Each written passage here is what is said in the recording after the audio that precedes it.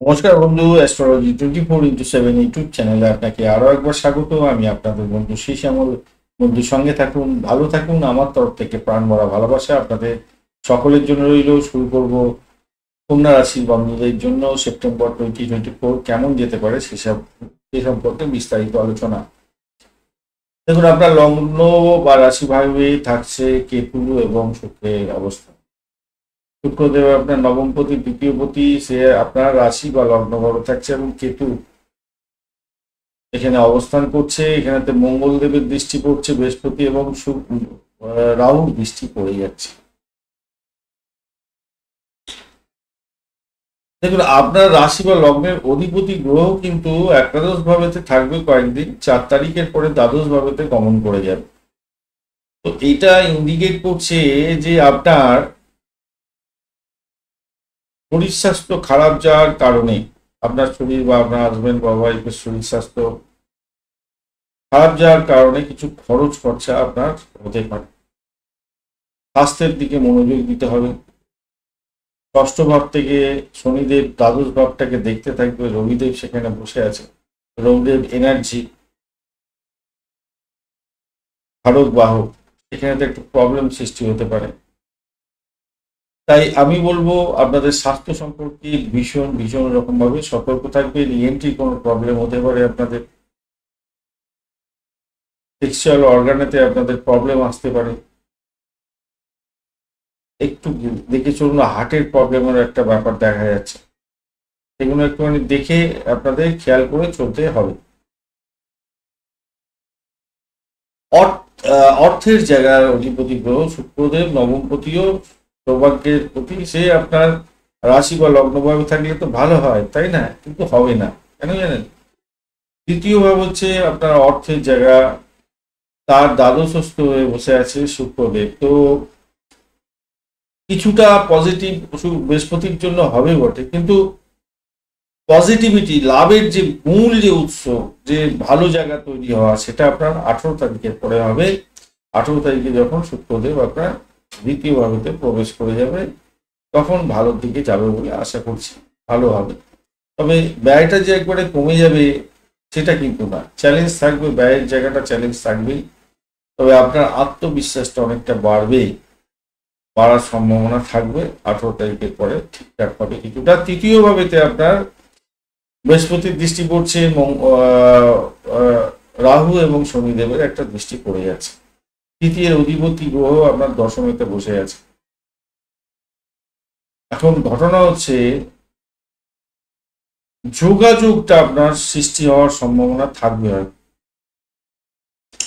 চাকরি সূত্রে দৌড় হওয়ার সম্ভাবনা থাকবে, কিছুটা ভালো সুযোগ হয়তো আসবে, কিন্তু শনিদেব রাহুর দ্বারা একটা আক্রান্ত হওয়ার সম্ভাবনাও থাকবে, শত্রুর দ্বারা আক্রান্ত হওয়ার সম্ভাবনা থাকবে।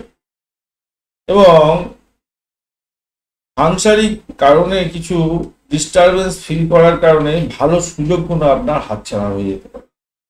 তাই সেই জায়গাটা কিন্তু আপনাকে খেয়াল রেখে চলতে হবে। মাথা ঠান্ডা রাখবেন, অহমিকা ত্যাগ করার চেষ্টা করবেন, তাতে আপনার ক্ষেত্রে মঙ্গলজনক হবে। বৃহস্পতিদেব আপনাকে সর্বাধিকভাবে সহযোগিতা করার জন্য চেষ্টা করবে। এবং আরেকটা জিনিস হতে পারে, সেটা হচ্ছে যারা বিদেশে যাওয়ার জন্য চিন্তা ভাবনা করছিলেন, তাদের ক্ষেত্রে কিছু ব্যাঘ্রা বিপত্তি আসবে বটে, কিন্তু কোনো কোনো বন্ধুর ক্ষেত্রে এই সুযোগটা সাকার হওয়ার সম্ভাবনা থাকবে। এটা বিশেষ করে ব্যবসায়িক ক্ষেত্রে আরো ভালো হওয়ার সম্ভাবনা থাকবে। চতুর্থ ভাবে আপনার মঙ্গলদেবের দৃষ্টি পড়ছে এবং চতুর্থ ভাবের অধিপতি গ্রহ হচ্ছে বৃহস্পতিদেব।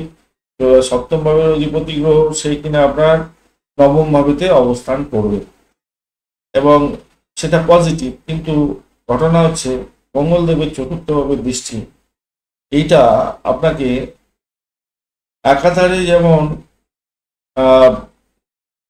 বাড়ির পরিবেশকে একটু উত্তপ্ত করে দিতে পারে, এমনি আর একটা জিনিস হওয়ার সম্ভাবনা আছে, কোনো বয়স্ক ব্যক্তির দ্বারা আপনি শুভ কোনো ফল পেতে যাচ্ছেন। পিতা মাতার দিকে একটুখানি খেয়াল রাখবেন, তাদের কথা শুনে চলার চেষ্টা করতে হবে, তাদের আশীর্বাদ নেওয়ার চেষ্টা করতে হবে। পঞ্চম ভাবে মঙ্গলদেব এবং বৃহস্পতি দেবের দৃষ্টি এবং পঞ্চমের অধিপতি গ্রহ, পঞ্চমের দ্বিতীয় আছে, ষষ্ঠে আছে, অর্থাৎ শনিদেব। এই যে পঞ্চম ভাবটা, এইটা কিন্তু কঠিন চ্যালেঞ্জের মধ্যে ফেলে দেবে আপনাকে। প্রথমত হচ্ছে আপনার সন্তান যদি থাকে বাড়িতে, এখানেতে প্রবলেম হতে পারে, তার সঙ্গে ইগোইস্টিক প্রবলেম হয়ে যেতে পারে, সমস্যা সংকুলতা তৈরি হতে পারে। প্রেম যারা করছেন, প্রেম প্রীতি ভালোবাসার মধ্যে যারা আছেন, তাদের ক্ষেত্রে কিছুটা কঠিন চ্যালেঞ্জের মুখোমুখি হওয়ার সম্ভাবনা থাকবে। আর আপনার যদি বৃহস্পতি ন্যাটাল চকে খুব ভালো থাকে, তাহলে তো কোনো কথাই নেই, আপনার উতরে যাবেন, সমস্যা থেকে উতরে যাবেন। 16 তারিখের পরে পজিটিভিটি একটু বেশি হবে, তো সেক্ষেত্রে আপনারা একটু ধৈর্য ধরে চলবেন, সব দুজনে মিলে মিলমিশ বজায় রাখার চেষ্টা করবেন, এটা মাথায় রেখে চলতে হবে। ষষ্ঠভাবে শনিদেবের অবস্থান, দ্বাদশ ভাবকে দেখছে, তৃতীয় ভাবকে দেখছে, আপনার অষ্টম ভাবকে দেখছে। ওই যে একটা শত্রুতা বৃদ্ধি, সেটা আগেই বলেছি। এই শত্রুতা বৃদ্ধি এবং ব্যয়ের জায়গাটা, শরীর স্বাস্থ্যের ব্যাপারটা খেয়াল রাখতেই হবে। ভুল সিদ্ধান্ত নেওয়ার কারণে আপনার কোনো ক্ষতি হতে পারে। বাড়ির পরিবেশের মধ্যে একটা পজিটিভিটি আনার চেষ্টা করতে হবে আপনাদের। সপ্তম ভাবেতে রাহুর অবস্থান থাকছে, দাম্পত্যের ক্ষেত্রে উদ্বেগ সৃষ্টি করতে পারে এবং উত্থান পতন দুটোই দেখা দিতে পারে। আপনার রাশি ভাবকে দেখছে, আপনার একাদশ ভাবকে দেখছে, অষ্টম ভাবকে দেখছে এবং আপনার তৃতীয় ভাবকে দেখছে। অহমিকাটাকে ত্যাগ করতে হবে। মিথ্যে কথা বলা সম্পর্কের ক্ষেত্রে প্রবলেম করে দিতে পারে, কঠিন চ্যালেঞ্জের মুখোমুখি করে দিতে পারে। তবে সামগ্রিকভাবে আমি বলবো, কিছুটা দাম্পত্যের ক্ষেত্রে ব্যয়ের জন্য আপনাদের একটু সমস্যার সৃষ্টি হলেও হতে পারে। কিন্তু সপ্তম ভাবের অধিপতি গ্রহ নবমে বসে আছে, শুক্রের স্থানে বস্তুটি খুব একটা ভালো কাজ করে না, কিন্তু তবুও বলবো এই এই যে দাম্পত্যের ক্ষেত্রে যে মিষ্টি মধুরতা, এটা পজিটিভিটি হবে 18 তারিখের পর থেকে, মাথায় রাখবেন। আর অষ্টম ভাব তো আলোচনা করা হয়েছে। অষ্টম ভাবে তো একটু, অষ্টম ভাবের অধিপতি গ্রহ আপনার হচ্ছে মঙ্গলদেব দশমে আছে, তো এরকম ক্ষেত্রে চাকরি বাকরির জায়গাটা একটু চাপের মধ্যে হয়তো আসে, কিন্তু তবুও বলবো দ্বিতীয় অধিপতি, অষ্টমের অধিপতি দশমে, চাকরি হঠাৎ করে পরিবর্তন হয়ে যাওয়ার সম্ভাবনা আছে। চাকরির জন্য আপনি চেষ্টা করছিলেন, ভীষণভাবে সুযোগ খুঁজছিলেন, সেই সুযোগ আসবে। আর যারা ট্রান্সপোর্ট বিভাগ, প্রেস মিডিয়া সংক্রান্ত ক্ষেত্র, এই সমস্ত ক্ষেত্রে যুক্ত আছেন, তাদের তো ঘোরদৌড় হবে। সেলস মার্কেটিং এর কাজকর্ম করেন, ঘোরদৌড় অনেক বেশি হবে, ঘুরতে হবে, ঘোরার সম্ভাবনা থাকবে। এক শহর থেকে অন্য শহর, এরকম ধরনের ঘোরাঘুরি ব্যাপারগুলো থাকছে এই মাসটা। কিন্তু ঘোরাঘুরি করার সময় খেয়াল রাখতে হবে, র্যাশ ড্রাইভিং করতে যাবেন না। যারা টু হুইলার নিয়ে যান তাদের, বা আপনাদের গাড়ি চালিয়ে যেতে হয়, আপনারা কিন্তু র্যাশ ড্রাইভিং করতে যাবেন না এই মাসে, মাথায় রাখবেন। নবম ভাবে বৃহস্পতির অবস্থান আর পঞ্চমেতে বৃহস্পতির দৃষ্টি, এইরকম একটা পরিস্থিতিতে কঠিন চ্যালেঞ্জের মোকাবিলা সত্ত্বেও শিক্ষার ক্ষেত্রে, উচ্চশিক্ষার ক্ষেত্রে সঠিক ব্যালেন্স থাকবে এবং আপনি সাফল্য পেতে যাচ্ছেন। উচ্চশিক্ষার ক্ষেত্রে সাফল্য নিশ্চিতভাবে থাকছে। ব্যবসার জায়গাটা বলা হয়নি, তো ব্যবসার জায়গাটার ক্ষেত্রেও আমি বলবো, দেখুন ব্যবসার ক্ষেত্রে কাউকে যদি ইনক্লুড করতে হয় এই মাসে, সপ্তমের অধিপতি নবমে বসে সেখান থেকে পঞ্চম, তৃতীয় এবং আপনার রাশি বা লগ্নভাবকে দেখবে, তো ইনক্লুড যদি কাউকে করতে হয়, তাহলে আগে থেকে আপনাকে ভালো করে স্টাডি করতে হবে যাকে নিচ্ছেন তার সম্পর্কে, এটা মাথায় রাখবেন। ব্যবসায়িক ক্ষেত্রে ভ্রমণ হওয়ার সম্ভাবনা প্রবল, এটা পজিটিভ জায়গা তৈরি হবে, লাভ ওঠানোর সুযোগ থাকবে সেই দিক থেকে। অন্যদিকে একটা প্রবলেম হতে পারে, সেটা হচ্ছে